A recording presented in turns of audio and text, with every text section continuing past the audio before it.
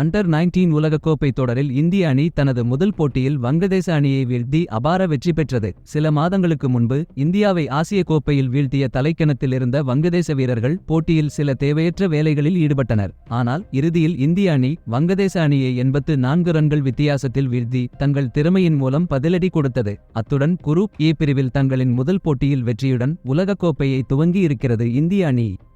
இந்த போட்டியில் உதய் சாகரன் கேப்டன்சியில் களமிறங்கிய இந்திய அணி முதலில் பேட்டிங் செய்தது. துவக்க வீரர் அர்ஷின் குல்கர்னி 7 ரன்களும், 3ஆம் வரிசை பேட்ஸ்மேன் முஷிர் கான் 3 ரன்களும் எடுத்து ஆட்டமிழந்து ஏமாற்றம் அளித்தனர். துவக்க வீரர் ஆதர்ஷ் சிங் மற்றும் 4ஆவதா இறங்கிய உதய் சாகரன் இணைந்து அணியை மீட்டனர். அவர்கள் இருவரும் 116 ரன்களுக்கு கூட்டணி அமைத்தனர். அப்போது அவர்களின் விக்கெட்டை எடுக்க முடியாத வங்கதேச வீரர்கள் கேப்டன் உதய் சாகரனை சீண்டினர். ஆசிய கோப்பை வெற்றியின் மிதப்பில் இருந்த வங்கதேச வீரர்களை பின்னர் அம்பையர் தடுத்து அனுப்பினார்.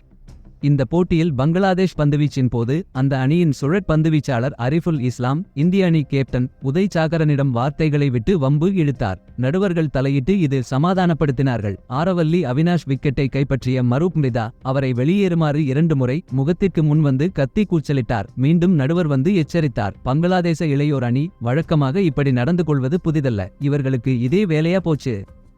ஆதர்ஷ் சிங் 76 ரன்கள் குவித்து ஆட்டமிழந்தார். அடுத்து உதய் சாகரன் 64 ரன்கள் சேர்த்து ஆட்டமிழந்தார். பின்னர் வந்த பிரியான்ஷு 23, ஆரவல்லி ஆவனிஷ் 23, சச்சின் தாஸ் 26 ரன்கள் சேர்க்க இந்திய அணி 50 ஓவர்களில் 7 விக்கெட் இழப்பிற்கு 251 ரன்கள் குவித்தது. பேட்டிங் செய்ய கடினமான ஆடுகளத்தில் வங்கதேசம் சேசிங் செய்ய வந்தது. அந்த அணியின் அனைத்து பேட்ஸ்மேன்களும் டெஸ்ட் போட்டியை விட மோசமாக பந்துகளை வீணடித்துக் கொண்டிருந்தனர். அதிகபட்சமாக முகமது ஷிபாப் ஜேம்ஸ் 77 பந்துகளில் 54 ரன்களும், ஆரிஃபுல் இஸ்லாம் 71 பந்துகளில் 41 ரன்களும் சேர்த்தனர். மற்ற வீரர்கள் ஒருவர் கூட 20 ரன்களை தாண்டவில்லை.